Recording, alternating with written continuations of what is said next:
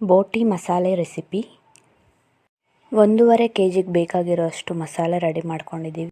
ಈರುಳ್ಳಿ, ಬೆಳ್ಳುಳ್ಳಿ, ಶುಂಠಿ, ಚಕ್ಕೆ ಲವಂಗ, ಕಾಳು ಮೆಣಸು, ಕೊತ್ತಂಬರಿ ಸೊಪ್ಪು, ಪುದೀನ ಸೊಪ್ಪು. ಈರುಳ್ಳಿ, ಬೆಳ್ಳುಳ್ಳಿ ಒಂದು ಬಾಣಲಿಗೆ ಹಾಕಿ ಎಣ್ಣೆ ಹಾಕಿ ಫ್ರೈ ಮಾಡಬೇಕು. ಜೊತೆಗೆ ಕಡಲೆ ಬೀಜ ಮತ್ತು ಗಸಗಸೆ ಸೇರಿಸಿ ಎಲ್ಲ ಚೆನ್ನಾಗಿ ಫ್ರೈ ಮಾಡ್ಕೊಳ್ಳಿ. ಫ್ರೈ ಆದಮೇಲೆ ಬಿಸಿ ಆರೋದಕ್ಕೆ ಇಟ್ಬಿಡಿ. ಜೊತೆಗೆ ಕೊಬ್ಬರಿ, 3 ಸ್ಪೂನ್ ಧನಿಯಾ ಪುಡಿ, 1 ಸ್ಪೂನ್ ಖಾರದ ಪುಡಿ ಹಾಕ್ಕೊಂಡಿದ್ದೀನಿ. ಎಲ್ಲ ರುಬ್ಕೊಳ್ಳಿ. ಕ್ಲೀನ್ ಮಾಡಿ ತೊಳೆದಿರೋ ಬೋಟಿ.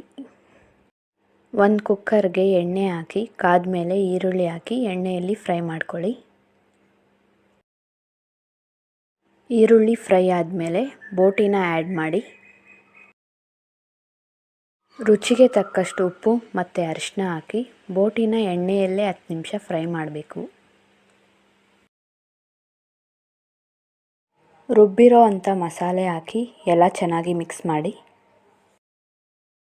ಮಸಾಲೆ ಹಸಿ ವಾಸನೆ ಹೋದ್ಮೇಲೆ ಕುಕ್ಕರ್ ಪ್ಲೇಟ್ ಮುಚ್ಚಿ 5 ವಿಷಿಲ್ ಹಾಕ್ಸಿ.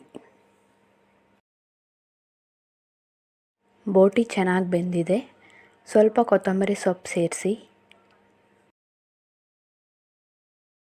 ಅರ್ಧ ಸ್ಪೂನ್ ಗರಂ ಮಸಾಲ ಮತ್ತು ಅರ್ಧ ಸ್ಪೂನ್ ಮಟನ್ ಮಸಾಲ ಹಾಕಿ. ಚೆನ್ನಾಗಿ ಫ್ರೈ ಆಗಿ ಎಣ್ಣೆ ಬಿಟ್ಕೊಳ್ಳುತ್ತೆ. ಇವಾಗ ಬೋಟಿ ಮಸಾಲ ರೆಡಿ ಆಯಿತು. ಆರೋಗ್ಯಕ್ಕೆ ತುಂಬ ಒಳ್ಳೆಯದು. ಮಿಸ್ ಮಾಡದೆ ಈ ರೆಸಿಪಿ ಟ್ರೈ ಮಾಡಿ.